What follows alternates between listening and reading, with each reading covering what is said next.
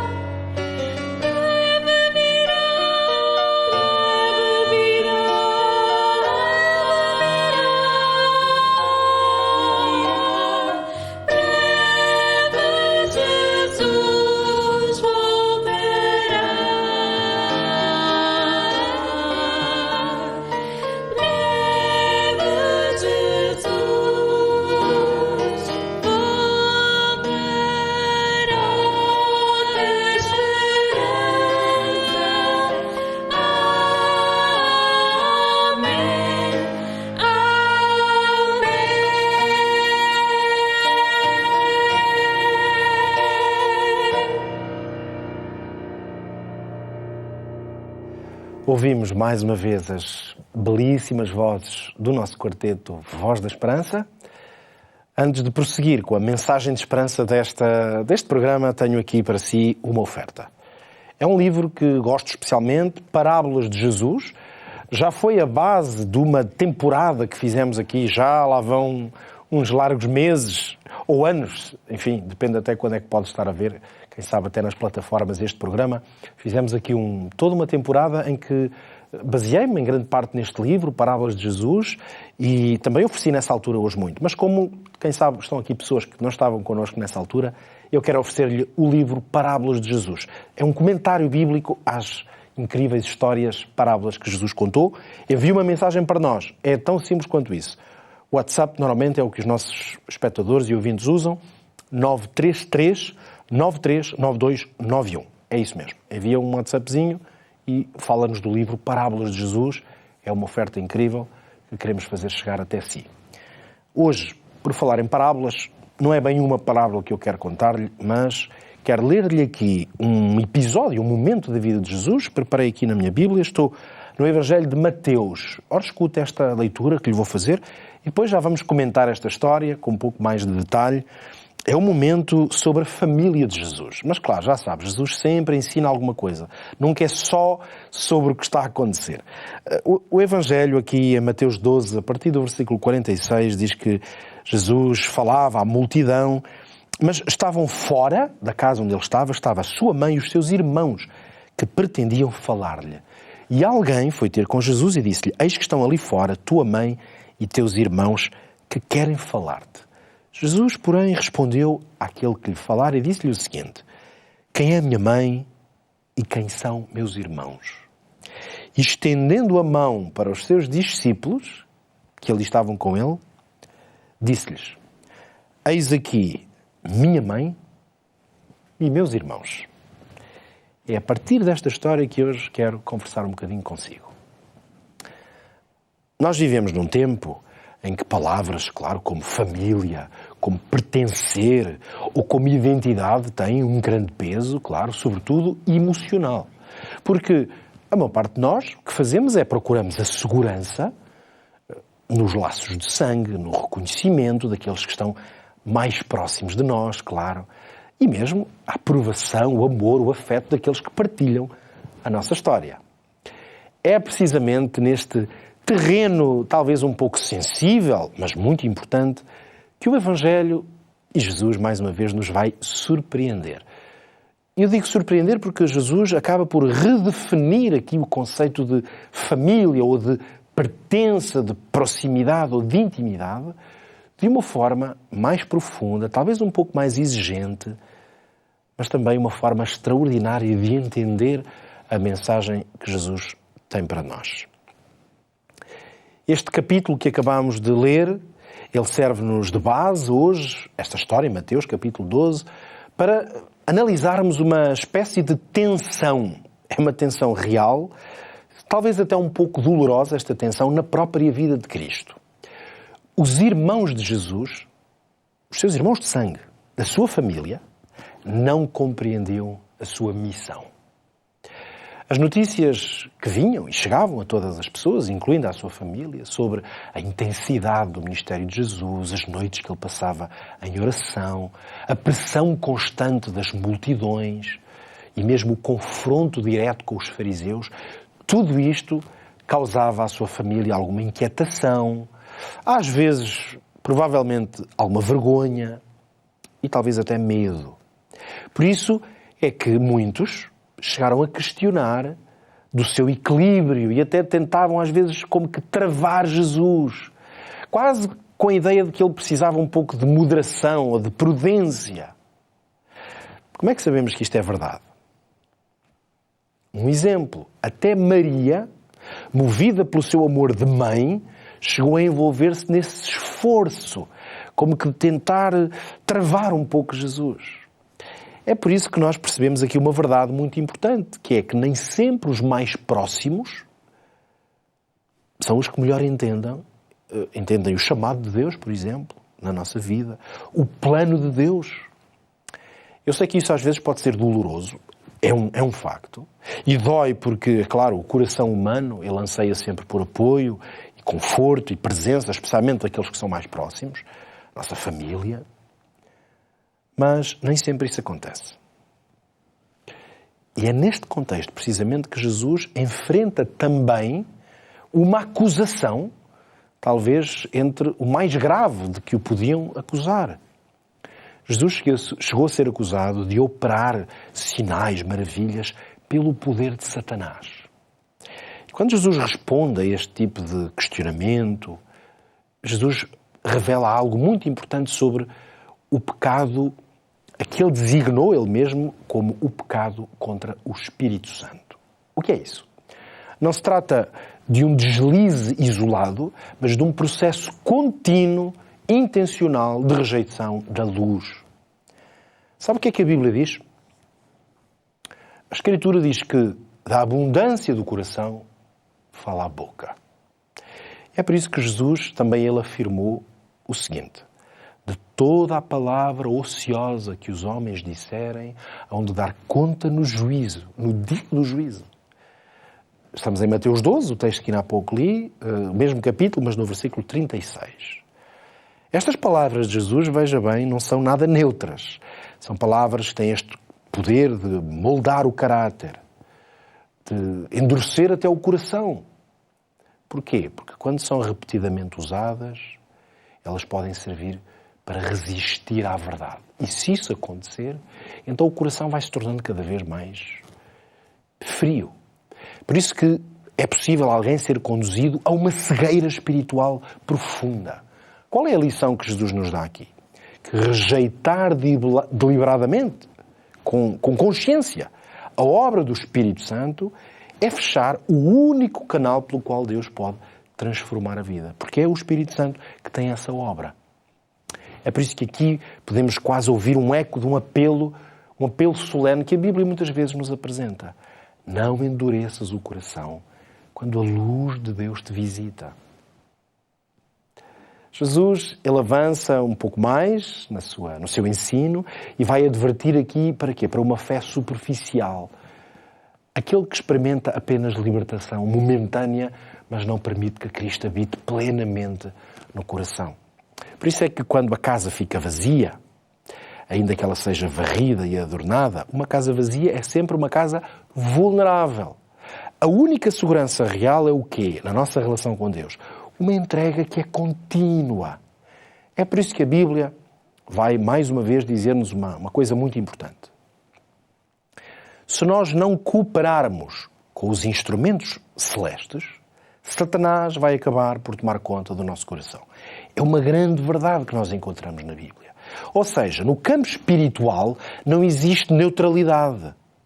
E esta é uma mensagem que às vezes é um pouco difícil de entendermos. Ou Cristo reina, ou então outra coisa está a ocupar esse lugar na nossa vida. Esta verdade confronta-nos, no fundo, com decisões diárias, com decisões concretas, com as nossas escolhas. Não basta começar bem. É preciso permanecer. E por isso este é um apelo constante de Jesus. Neste cenário, que estamos a falar aqui no capítulo 12, vai surgir então um episódio muito importante neste capítulo que estamos a falar. Enquanto Jesus ensinava, alguém anuncia a Jesus que a sua mãe e os seus irmãos estavam do lado de fora e queriam falar com ele. Foi o texto que nós lemos há pouco. E a resposta de Jesus é, no mínimo, desconcertante. Porquê? O que é que Jesus vai dizer? Relembrando o texto que eu partilhava há pouco. Quem é a minha mãe? E quem são meus irmãos? E então Jesus vai ter um gesto físico, ele vai apontar para os discípulos que estariam ali à sua volta e vai dizer: qualquer que fizer a vontade do meu Pai que está nos céus, esse é meu irmão, minha irmã e minha mãe. Veja então, Jesus não despreza a sua família biológica. Isso não é o que está aqui em causa. Mas Jesus vai revelar uma verdade importante, que há um vínculo que pode tornar-se mais profundo, sagrado, do que o vínculo apenas do sangue, que é o facto de termos nascido de uma família e termos aquelas pessoas. É a obediência da fé. Uma fé que nos move a querer fazer a vontade de Deus. Por isso, a mensagem de Jesus aqui é esta. É de que a verdadeira família é formada por aqueles que escolhem viver segundo a vontade de Deus. Se quiser, é como dizermos, a minha verdadeira família são aqueles que têm Deus como Pai, que o reconhecem como Pai. E um Pai, o que é que Ele é? O Pai é provedor, é o que sustenta, é o que fortalece, é o que cuida, é o que abençoa, é o que tem autoridade. E aqui encontramos, por isso, uma das afirmações que pode não parecer, mas é uma das afirmações mais fortes, que mais podem consolar a nossa vida em todo o Evangelho. Porquê é que eu digo isto? De uma frase que até pode parecer um pouco estranha. É porque o que Jesus está a dizer é isto. É que quem o aceita na vida não fica órfão. É assim que devemos ler este texto. Jesus não está a desprezar a sua família. Jesus está a dizer que aquele que aceita Deus como seu Pai integra-se numa família maior, uma família eterna, que é sustentada por laços que são laços que nem a morte pode quebrar. E note, os laços que nós temos aqui com a nossa família muitas vezes destroem-se. Isto não é novidade para ninguém. Espero que não seja na sua vida. Mas quantos casais juraram amor eterno e se separaram? Quantos filhos têm conflitos com os pais? Quantos irmãos entre si têm quesílias? Olha, muitas vezes quando os pais partem, infelizmente, depois as heranças e tudo isso, às vezes é aí que se vê realmente o amor entre os irmãos. E quantos irmãos ficam aborrecidíssimos em grandes conflitos por causa de dinheiro, de casas e terrenos? Então nós sabemos por experiência que os laços humanos, eles não são a garantia de nada. Mas a Bíblia diz, aos que o receberam, a Ele, deu-lhes o poder de serem feitos filhos de Deus, disse Jesus em João no capítulo 1. Ora, aí está. E isto muda tudo. E quando eu digo muda tudo, muda a forma como nós enfrentamos, olha, as rejeições, os conflitos que às vezes temos nesta vida, mesmo na nossa própria família, as incompreensões, até a solidão de sermos abandonados, por exemplo, por pessoas que eram importantes para nós. Porque o que Jesus está a dizer aqui em Cristo, nós nunca estamos sozinhos. Esta é uma mensagem maravilhosa. Este texto também mostra uma espécie de uma dor silenciosa de Jesus, sabe, diante de quê? Da incredulidade dos seus próprios irmãos. Porque o lar, claro, o lar, a nossa casa, a nossa família, devia ser um lugar de descanso. Mas para Jesus, tornou-se muitas vezes um espaço de incompreensão. Eu já há bocadinho no início desta mensagem lhe mostrava, dava alguns exemplos de que os seus irmãos e a sua mãe às vezes desconfiavam um pouco da obra de Jesus. Mas o que é que Jesus fez? Permaneceu fiel à sua missão. Mesmo que isso fosse, ou que significasse, alguma espécie de separação da sua família. Quantos hoje vivem a mesma realidade? Eu já conheci. Eu nunca vivi isso, graças a Deus. Eu nasci numa família que apoiou a minha fé, que me deu os valores.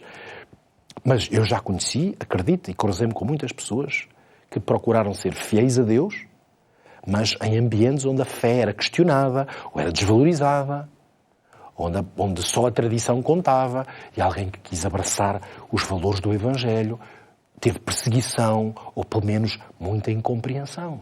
Nestas alturas, a promessa de Deus é muito importante e ela permanece.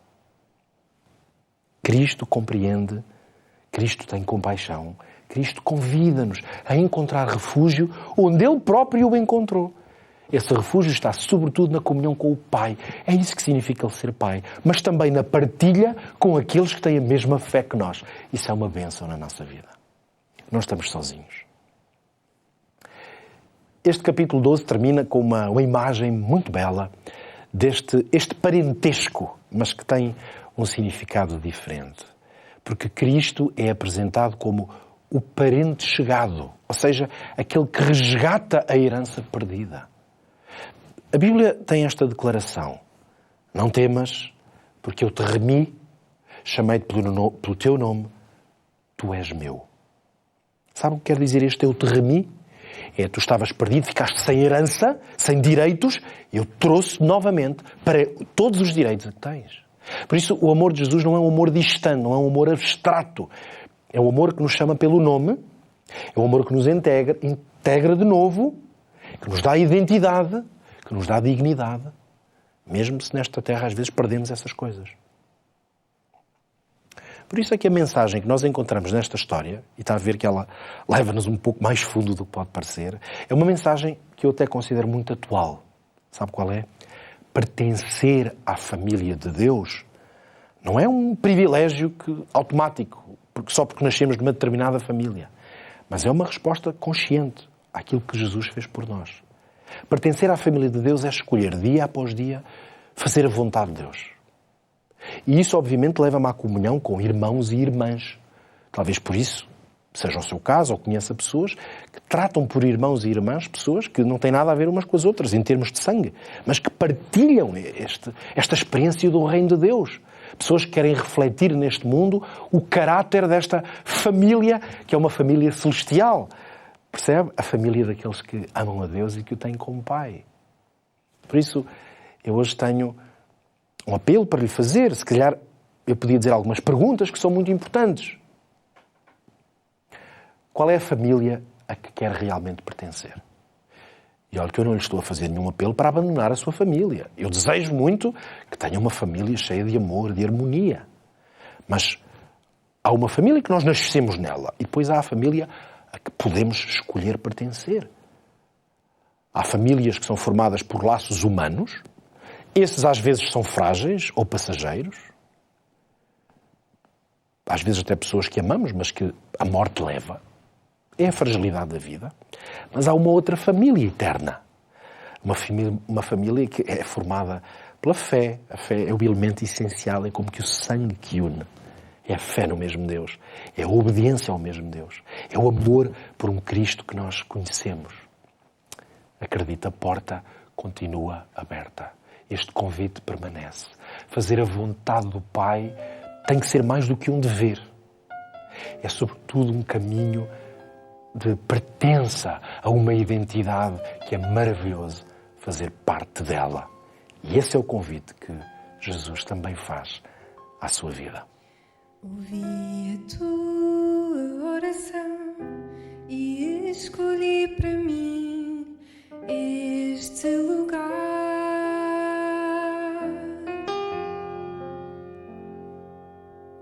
Se eu fechar os céus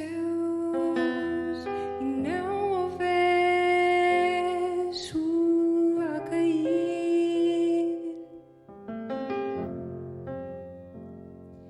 ou se ordenar às nações que te consumam, ou se enviar a peste entre o meu povo, e se o meu povo, que se chama pelo meu nome se humilhar e buscar a minha face e se convertir dos seus caminhos, então ouvirei e dos céus eu perdoarei, sararei a sua terra, pois abertos são meus olhos à oração.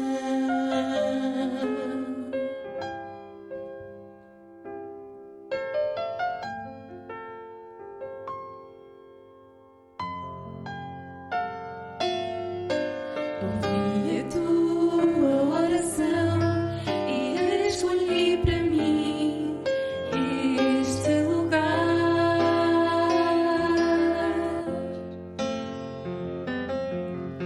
Se eu fechar os céus e não houver chuva a cair,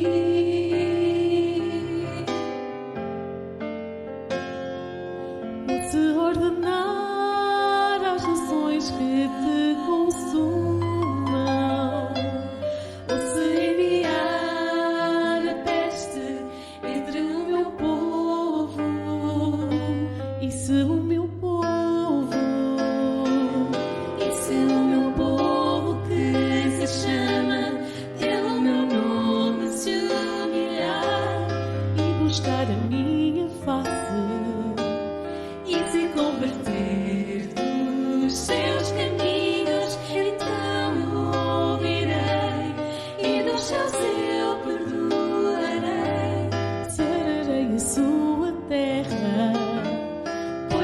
abertos são meus olhos à oração.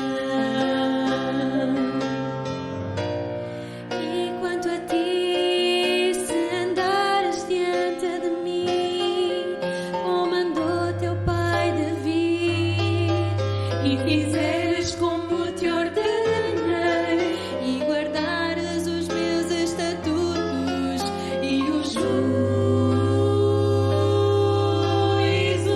meus, e são meu povo que se chama pelo meu nome, se humilhar e buscar a minha face e se converter dos seus caminhos, então o ouvirei e dos seus eu perdoarei, sararei a sua terra, pois abertos são meus olhos à oração.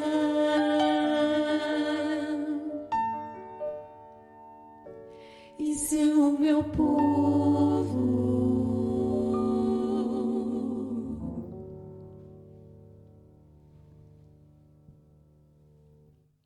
O que ouvimos nesta mensagem musical maravilhosa foi essa grande verdade que vem lá desde os profetas, que Deus tem um povo, e se o seu povo se unir, se humilhar, então Deus restaura, Deus abençoa, Deus cura. Esta é a família de Deus, onde essas bênçãos nunca faltam. Eu tive muito gosto em estar aqui consigo mais uma vez, eu e toda a equipa da Novo Tempo que está aqui comigo, neste estúdio, e levamos até si esta mensagem, esperando que ela seja uma bênção na sua vida. Mas também temos, por isso mesmo, algumas ofertas, sabe? Fazemos estas ofertas por isto, para abençoar a sua vida. Isto não são vendas, não tem aqui nada como a seguir com isto queremos vender-lhe um produto, acredite de coração. Isto são ofertas que fazemos porque nós queremos muito abençoar a vida das pessoas. Olha, este livro, Parábolas de Jesus, é um livro maravilhoso e pode ser uma bênção, se quiser recebê-lo gratuitamente. É só enviar uma mensagem, ok? É o 933 93 92 91. É o nosso número. Peça o Parábolas de Jesus. Eu acho que é um livro que vai apreciar imenso. E nós temos muito gosto em oferecê-lo. Foi um gosto, mais uma vez, ter estado consigo. Se Deus quiser, cá estaremos na próxima semana, porque a voz da esperança vai continuar a ser dita. Que Deus o abençoe.